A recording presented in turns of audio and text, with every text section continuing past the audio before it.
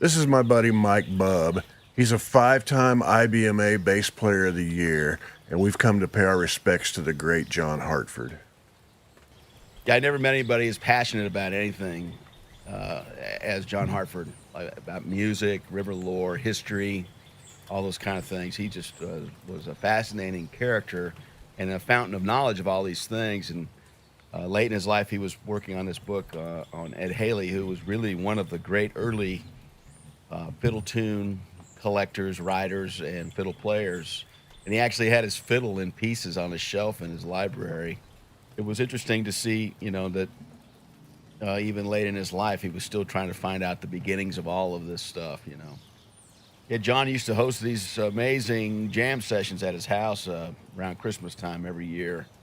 And they kind of ended not long after I moved to town, but they were legendary. All the great Opry stars and, of course, fiddle players probably came out of the woodwork to come to these things. And from what I've heard about them, they were, kind of all-night affairs and just would go on for a couple days. He would have like a 3 or 4 day picking party at Christmas time.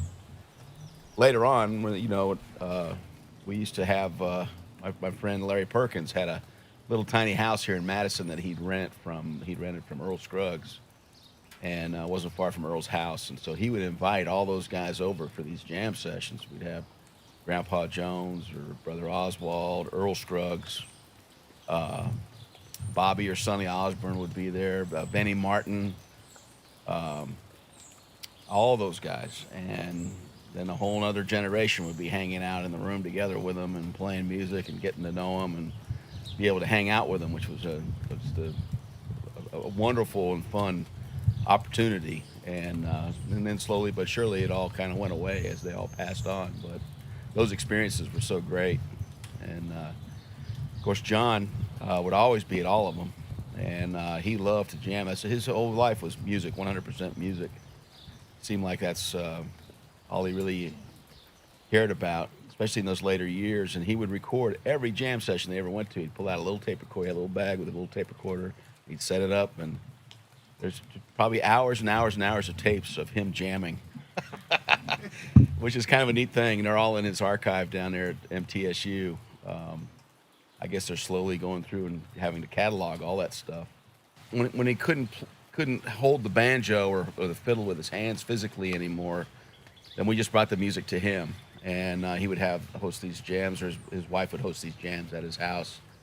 And a lot of times it was, I remember the last time I was over there was a little jam we had with most of the guys in the Tennessee Mafia Jug Band. Would be Mike and Lester Armistead and Leroy Troy and Dan Kelly on fiddle, and then other assorted bluegrassers like Dell and Ronnie and Rob McCurry, and just a whole bunch of us would go over there, and they'd kind of prop him up in a big chase lounge out there, and he'd just bark orders at everybody, and he'd say, "Lester, sing," or "do this tune or that tune," whatever he wanted. He got what he wanted, and that one particular night, that's the only time I'd ever met Eddie Pennington, who's like one of the great thumb style, Travis style players from Western Kentucky.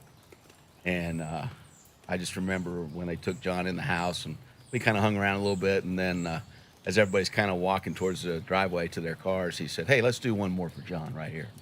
And we were right outside his bedroom window, and he just started playing "Gentle on My Mind" on the guitar, and we kind of did a little instrumental version of it there. It was really neat, poignant, and but he took a lot of visitors during that time, and when his health was kind of declining. And I remember being over there one day with my buddy Ferg, and they had him on the side porch of his house where he could see the river, and there's a navigational point there. Actually, it's on the river maps. I think it's called Hartford Point. I'm not sure. I never fully researched that, but I think there's a beacon there, like a flashing light beacon, where there's a turn in the river. I think it's Pennington Bend is what they call it. And anyway, he was sitting there on his porch, and he could see the river there, and he had his bus parked right in front of him on the driveway. And just for, I guess, comfort and signs of hope, and we were over there visiting with him, and my buddy said to him, he said, try to give him some words of support, and said, I think you're gonna see this through. I think you're gonna come through the other end of this thing. It looks like you're gonna be all right. And he said, "Fergie, I got cancer." I'm dying. I said, I'd trade my body for yours right now. He said, Jesus, you don't want my body. You want some young, good-looking guy that can sing. And I think he cracked a smile on that. as you know, down and morbid as it all was, it was just, you know, it was good to see him laugh a little bit. I was over his house one day, and I had another guy from out of town that had wanted to meet him, so I took him over there, and he had this big trap door in the floor of his, kind of in his living room. And I said, John, what's down there? He goes, you want to go look down there? And I said, yeah, sure. And so we pried this big trap door open, and there was stairs that went down. His house was built right on Cumberland River, and so it's all rock up there. But down underneath his house is what that house sat on, all that bedrock. But he had created this little space down there and had it all kind of glassed in or whatever. And there was a room down there where he could write and draw and do whatever he was inspired to do. And he hadn't been down there in a while. It was a little cobwebby down there, but he gave us a little tour of his little secret writing space down there underneath the house. Which is kind of funny because later on, when after he passed away, the funeral home, you know, they took some clothes to the funeral home that he was going to be dressed in this casket and this and that. So Marie went over to take a look, make sure everything was in order, and she said, "What's this string around his neck?" And they said, "Well, we don't know. Everything was bundled up together in the clothes, and we just put it on him. It's a cape." She said, "What?" They said, "It's a cape," and apparently their grandson's cape got mixed up in the clothes that he was supposed to wear, you know, and so we didn't know what to do, so we just put it on him, they said.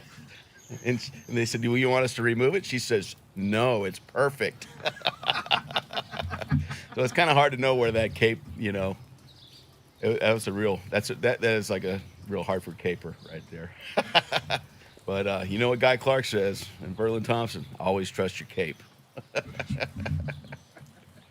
Anyway, speaking of John's gravestone, it was designed by Willie Matthews, and Willie Matthews is a renowned artist from Colorado. And if you've ever been to the Telluride Bluegrass Festival or seen any of their posters for their yearly festival, Willie has done all their posters, I think, probably for 40 years.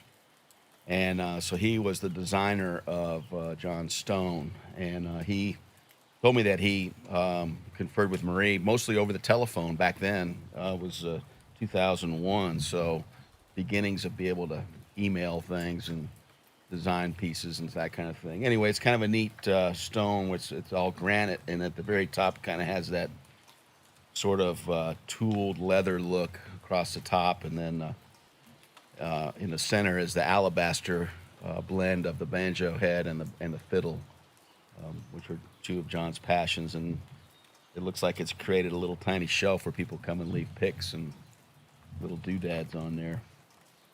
But he had never seen it in person, so he came here for Tim O'Brien's 60th birthday party, which was sort of in the spirit of John Hartford. It was like a 3 or 4 day party that he had with shows every night at the Station Inn and jams at his house, and people that he had played music with all over those 6 decades all came and converged on Nashville for a couple of days, really in the spirit of John Hartford and his Christmas parties.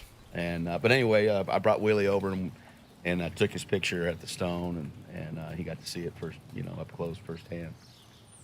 He had such a great relationship with all of the you know, the real founders of, you know, what we consider the golden age of country music, which would be, you know, people like Grandpa Jones, and of course Benny Martin was one of his very best friends, and he officiated Benny Martin's funeral, which was another very interesting. He gave these wonderful eulogies, and his eulogy for Roy Husky Jr. was just an amazing few minutes of him speaking about Roy and his unique abilities, and the same for Benny Martin. And he talked about how Benny Martin could be sitting there talking to you, looking over your fiddle bow, have it completely apart and identified and put back together before you ever knew what was happening. And I remember he said, "There'll always be a seat at our table at Thanksgiving for Benny. And they were just very close friends, and he, adopted a lot of Benny's fiddle style. And, everybody tried to imitate Benny Martin. He was a high standard bearer for, just perfect bluegrass fiddle. And so everybody strived to meet that. And just to get to know Benny and be around him and watch him play and that sort of thing was, a wonderful experience. And I think John just really, he took all he could from a lot of those, original guys, and was able to be around them and talk to them and know them as people, kind of off the stage and behind the stage. Yeah, I remember his wife saying, John wanted nothing more than to be an old man. He wanted to espouse his knowledge and his wisdom onto a whole other generation, because he had been there and seen it all, And what a career.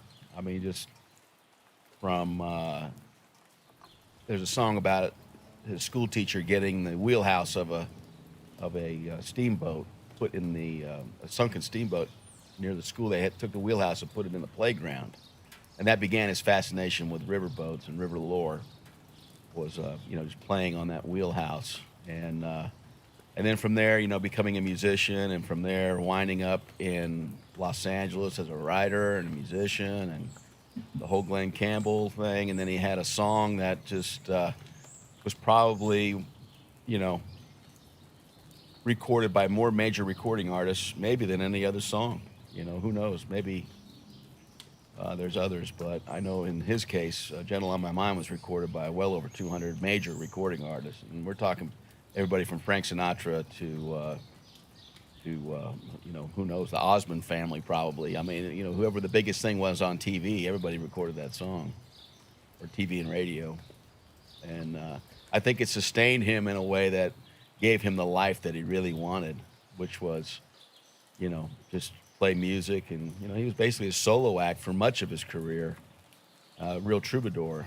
And stand up in front of people and play solo is just it's the hardest thing in the world, but he was a master at it.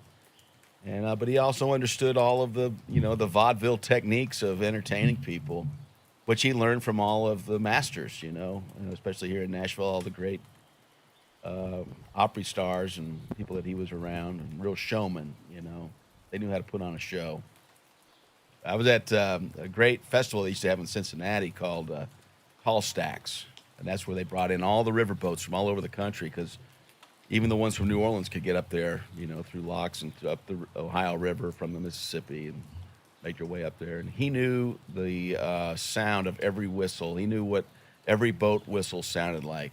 He could tell you who it was that was blowing their horn, blowing their whistle, by the tone of it. And I never knew they had a uniquely pitched whistle, but they all do. And he knew the sounds of all of them. And he could tell you which boat that was. We sure miss him. He was such a, all these people that we talk about here, they're all such unique, individual, and original people in our music community, that just the shoes are so large, they'll never be filled by anybody, And that's why it's nice to come here and remember them and revisit some of those memories. And every time I come here, I remember something will come up that I hadn't thought of in a long time, an experience or a moment that we had. And so I visit over here often. I like to come over. Of course, this gazebo here at John's gravesite, I think, is designed just for that very thing, is that they want people to come here and play music. And I've done it many times. I bring a lot of people over here, and we'll play a little bit and tell John Hartford stories. When Earl Scruggs passed away, that was he was on par with people like Louis Armstrong in our musical culture here in America. The guy revolutionized the style of playing and the instrument that he played, and is really practically solely responsible for creating a whole, style of playing five-string banjo. And of course, when it combined with Bill Monroe's music, it created a whole form of music that created its own music business within the music business, which is bluegrass, I remember Gary calling me when he passed away, that when they were putting the funeral together at the Ryman, that to bring my banjo with me. He says, "You play banjo, right?" And I go, "Well, I used to." And he said, "Well, bring it with you." And I said, and I thought for the life of me, I can't imagine him wanting me to actually play at Earl Scruggs' funeral. And I said, "You don't want me to play, do you?" And he said, "Well, I'll tell you what we're going to do when you get there." I said, "Okay." And so I also got a call from John McEwen, and he asked me to play on a tune. So I got to actually play at Earl's funeral, which is kind of neat, to be a part of it, And at the end of his funeral, which is the same thing they did for Bill Monroe, was they had the limousines parked out in the front of the Ryman, where the little parking drive-through is. And they brought the casket up through the middle of the seats up to that door that goes out. And what they did was they had all the banjo players line that row with their banjos like swords and hold them up. And he passed underneath all those banjo necks, And I thought that was just really a neat, fitting tribute to him, I mean, the influence of this man is just really, just immeasurable, really. Even outside of the world of bluegrass music, I was at his estate sale at his house. I went there several times. And Eddie Stubbs was there. He always comes in at the end at those estate sales. And we're going through some records and some stuff in the living room, and he pulled out a 45 record, and he goes, "I gave this to Earl." And I go, "What is it?" And he said, "This is Buddy Emmons playing Flint Hills Special on the steel guitar." He said he'd never heard it before, and I got him a copy of it. And he went to put it back in. I said, "I'll take that." So I brought that little 45 home with me, and it's a DJ copy. So I don't know that it ever got released as a single, but I have that little record that Stubbs gave him. Little, just because of that connection, I wanted to have it. It had a story to go with it. Yeah, it seemed like after his funeral at the Ryman, I didn't come out here for the actual putting the casket in the ground and all that. That was kind of mostly family.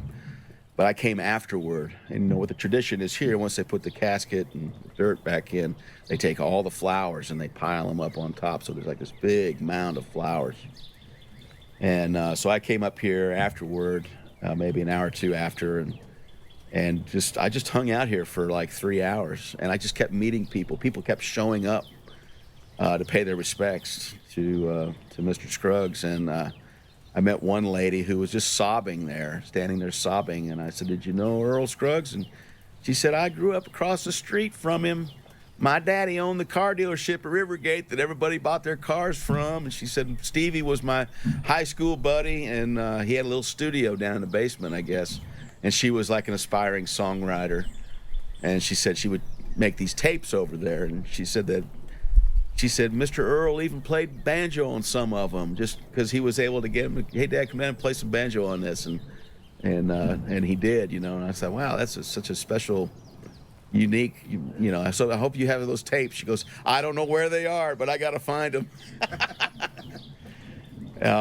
And then at the very end, sort of was getting time to leave because sun was going down. My buddy Don Clark showed up, and he's a Flatt and Scruggs devotee, and he has the Bluegrass Bus Museum, which is dedicated. It's a vintage bus painted up like the Flatt and Scruggs bus, and it's just a rolling museum that he takes to music festivals and stuff kind of here in the area. But he also plays bagpipes, and so he came, and just when the twilight was peaking of the sun going down, he said, "Yeah, it's about right time," and then he just played Amazing Grace. And I filmed him from behind, and then he just kind of walked out of the frame. And I'll get you a copy of that. It's good. And just very, poignant and good closing for a pretty emotional day. It was pretty crazy to again, you think about the impact this guy made, and the travel and what it took to do what he did, in the more primitive times of our country, in the 40s and the 50s, and the way travel was, and he persevered through it all, for the love of the music, because he had to. That's all he really, that was his thing. Even though he became a pilot and did all kinds of other things. Yeah, Louise was such a unique character as well, and she was, she guided the Flatt and Scruggs' career in a way that separated them from the bluegrass pack, in a sense, because she never liked to have their music referred to as bluegrass. She always make sure it was referred to as folk music or country music. And she actually steered them into things that gave them broader appeal outside of what happened to bluegrass during the rock and roll invasion of Elvis Presley in the 50s. That right then is when everything changed, where everything used to live side by side. Bluegrass and country music lived side by side on the radio. All of a sudden, there was a new cultural shift musically, and when that happened, bluegrass got shoved out into the pasture, so to speak, and it survived, but commercially it struggled. But Louise was able to steer Flatt and Scruggs into very commercially viable situations.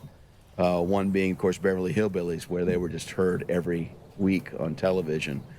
And television is still that powerful medium that can really make somebody. I mean, you look at these talent shows that are on television, even the third and fourth and fifth place people, they can have a career because you can't get that kind of exposure. You can't get that kind of promotion. And to know how to capitalize on it, which everybody does now, is an important thing and can actually sustain a career. So she was able to kind of get them outside of the where bluegrass had ended up, which was a struggle, And because they had their own television shows, and then they became part of a national television show, and then later on, of course, Foggy Mountain Breakdown is threaded through the whole Bonnie and Clyde movie, which brought it back again to the forefront. And they used the original 1949 cut of Foggy Mountain Breakdown for that. They didn't do a renewed version of it, because that first one probably had the most energy and the most rawness to it that they wanted for the film, I would say. And she was very sharp in steering their career that way and giving them their own little sort of place in it. And they were uniquely different than everybody else, mainly because of Earl's banjo playing and their style on stage, and again their exposure outside of alongside other country music luminaries or folk luminaries, from the big part of the folk era, Bob Dylan's and so on and so forth. Yeah, if you go to his stone on his marker in the ground is some musical notes, and those are the musical notes to Foggy Mountain Breakdown. And then if you go around the back side of it, there's actually a little bit more of it there. But they put the notes, the musical notation for Foggy Mountain Breakdown on there. I thought it was pretty unique. And, that's if you're going to play the banjo, that's the first thing you want to learn. Doesn't matter what decade or how. That thing was recorded in 1949, so everybody wants to play that if you're going to play the banjo. Back a few years ago, I was on tour with a country artist named Ashley Monroe, and we had a bus call out in Hermitage at the Kroger out there. It's a big giant parking lot and easy to maneuver buses around, kind of a common pickup place for bands to leave from because the store's there in the big parking lot. But anyway, we were there. We got dropped off one Sunday midday coming in from someplace, and I thought, I'm gonna go by Jimmy Martin's house and see what's going on out there, see if anybody's around or if there's anything happening out there. This is long after he passed away.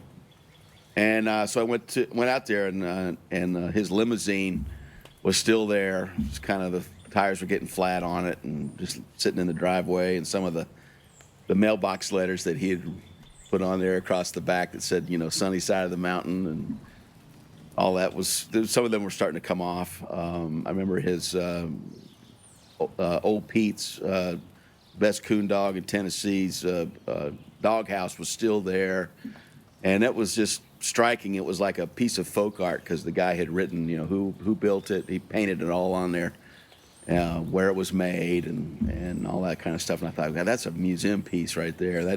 Somebody needs to preserve that thing. And and he had a pickup truck there.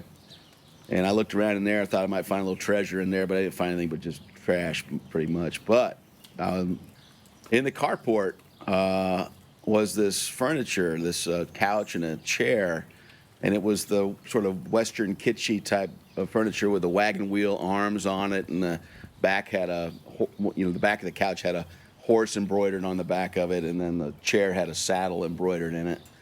And I'm from the Southwest, so that stuff always catches my eye, and I like that kind of stuff. And I thought, God, I'd love to have that couch. And I was tempted to just, I was only one there, and I was tempted to just, what if I just loaded this thing up and hauled it out of here and left a note for somebody? But I didn't know if maybe the neighbors were looking after it or whatever. I didn't feel right just not asking somebody, so I just kind of left it there. But a couple weeks later, I was talking to a friend of mine named Larry Chum. We know him as Pokey. He dances out at the Opry. And also a great guitar player and singer in the style of Jimmy Martin.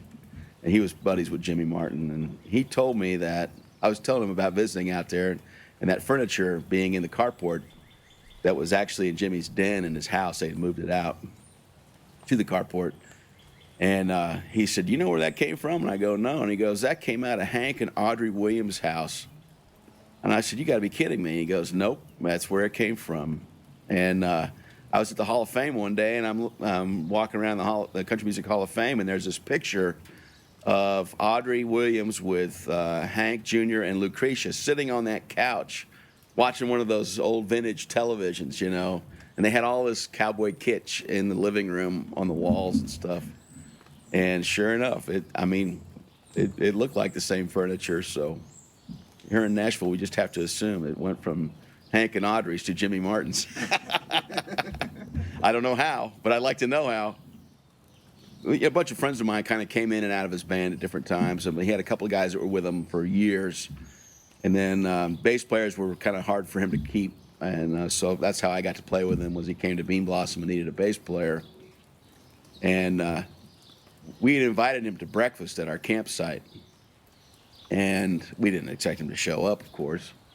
So after a whole night of jamming and beer drinking and carrying on, about 8 o'clock in the morning, we hear this golf cart pull up, and it's Jimmy Martin.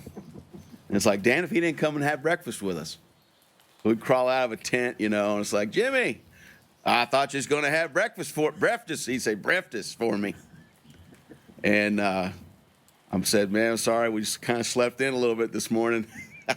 But he had brought like an egg sandwich with him or something in a wrapper. So he had brought he was smart, knew to bring breakfast with him. And I have a picture of me singing with him at about 9 o'clock in the morning at our campsite. And it's a classic. I mean, for some reason, he liked to sing with me. I don't know, but he liked to get your voices where they would tone together. And he had a whole thing where he would take a song like I'm Going Back to Old Kentucky. They had these long vowels that he would hold out. I'm going back. Now get with me. And he wanted you to get that volume the same so your voices would vibrate together, And he just, get up against his voice. And really that's the way Bill Monroe sang. You had to get right up with him so that you were just as powerful, And he always said, that the Sunny Mountain Boys would always practice going down the road. They'd always be working on their music and singing harmony and all this kind of stuff, and working on the tunes and writing, and because they were all in a car together like this. And then he said, the worst thing that ever happened to this music business is the tour bus, because everybody just wants to go to bed instead of work on my music. And he always felt everybody just felt a little short in his music, except for the Paul Williams and J.D. Crowe and the guys that helped him create his sound, So that was your standard you had to come up to. And he was kind of a taskmaster, that kind of thing. The very first session I ever did in Nashville was a record that I did with Audie Blaylock, who played mandolin with him for years. And Jimmy Martin was actually producing the record. And I didn't know Jimmy Martin hardly at all. I just moved to Nashville. But one of the things that he liked was on a waltz tune, in between the phrasing of the singing, he wanted you to walk the bass, boom, boom, boom, boom, boom, boom, boom, and then come back straight underneath the singing. And it just propelled his music. And if you listen to his records and stuff, you'll hear that like in between the swells, in between the phrasing of his singing, And I just remember him poking me in the shoulder. Put it in there, right there. When he wanted you to walk, he started poking me in the shoulder. And he was kind of aggressive that way. I called him, I have another picture where he's got a hand on my shoulder and a hand on my arm, and I called it Jimmy Martin, full contact. But yeah, he was a lot of fun. He was something else. I played at Bean Blossom with him one time with Ralph Stanley was a special guest, and they had made a record together years earlier, and so whenever they got together, they would always do one or two songs off of that record so that Jimmy Martin could sell a few. And one of them was called Rabbit in the Log, an old Monroe Brothers duet. And so that's how they themed the show, getting the rabbit out of the log with Jimmy Martin and special guest Ralph Stanley, Bean Blossom. And I had seen this log backstage, and we'd got out on stage with him, and Jimmy, backtrack a little bit before that, we bought all these hats at the local hardware store before I knew I was going to play bass with him. We'd been down to Nashville, Indiana, and we went to the hardware store for something. And they had all these straw hats for $1. And so we thought, well, let's just buy a big handful of these things and we'll paint them red and sit down in front of the stage for Jimmy Martin's show. And we'll be like the Red Hat Club, Jimmy Martin fan club. So later on, they asked me to play. So I get out on stage with him, and a buddy of ours from our camp, when Ralph Stanley came out, he handed all those hats out to everybody in the Clinch Mountain Boys, and the entire Ralph Stanley and his entire band came out wearing these red hats that we had painted. And Jimmy Martin said, "For once in my life, I'm speechless." And so when it came time to do Rabbit in the Log, they dragged this big log out on the stage. And I had seen it backstage, but I didn't know what it was. And I didn't notice it had a handle on it. And it turned out it was hollow, and they opened up the ends of this log, and nothing happened. So somebody from backstage came and picked the log up and shook it like that, and 3 rabbits fall out on the stage out of this log. And Jimmy looks down at him, and he says, "Well, hell, those aren't wild rabbits. Those are tame rabbits." And he picked them up one by one and just chucked them off the stage into the audience. And I just was, I would give anything to find a little film clip of that. Somebody has it on video. Somebody has to have that on video, but it hasn't made it to YouTube yet. If that's, if you can believe it, it's not made it to YouTube yet. And there's a lot of Jimmy Martin on YouTube. So, but that was a classic. I remember hearing that they got a little mail on that one. Yeah, he's one of the few people I think that put his gravestone up before he died, and he always said, "Well, if you want it to be done right, you better as well do it yourself," which is pretty sage advice when you're as a controversial figure as Jimmy Martin. But he put his stone up, and he had it done the way he wanted, and then Marty Stewart had him come over and took his picture. It's in one of Marty's books, and he's in full stage dress, standing next to his own gravestone. And I think the caption says something like, some people would think this is strange. The hat that he wears in the picture on the stone is kind of it's a real decorative kind of like a rodeo hat. And Charlie Cushman told me he was with him when he got this hat, and they stopped at Loretta Lynn's out in Hurricane Mills on the road somewhere, on the way somewhere, and she had a Western store out there at the time, and this was a ladies' rodeo hat, and he just liked it because it was colorful and eye-catching, good for the stage, and so that's where he got it, and he wore it after that. And now it's on his tombstone, yeah. You've never seen anybody wear a hat like that, I guarantee you. There's a great clip on YouTube of Jimmy on the Wilburn Brothers show singing "When the Savior Reached Down for Me," gospel song on there. And he's wearing that hat. And it is just one of the greatest performances you could ever imagine. It's just so good. It's so great. Nobody loved a microphone and a camera more than Jimmy Martin. Or maybe it could be that the microphone and the camera loved nobody better than somebody like Jimmy Martin, this colorful character full of personality.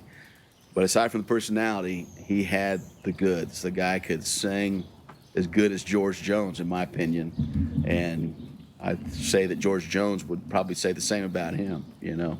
That's how good he was. Because the passion of his singing and what he loved about music always came through, you know. The rhythm and just the timing and his phrasing of singing is just, you know, it's just unbeatable. And I think, you know, Jimmy Martin's impact on bluegrass, you know, he was a controversial figure. He was a little unfiltered for a lot of people, but at the same time, his music is perfection.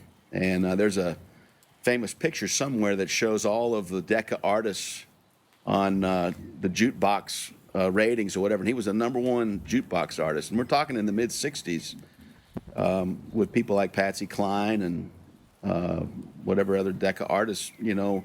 He was competing with all of them, but he was the king of the jukebox. He knew how to get that music on there and get people to respond to it.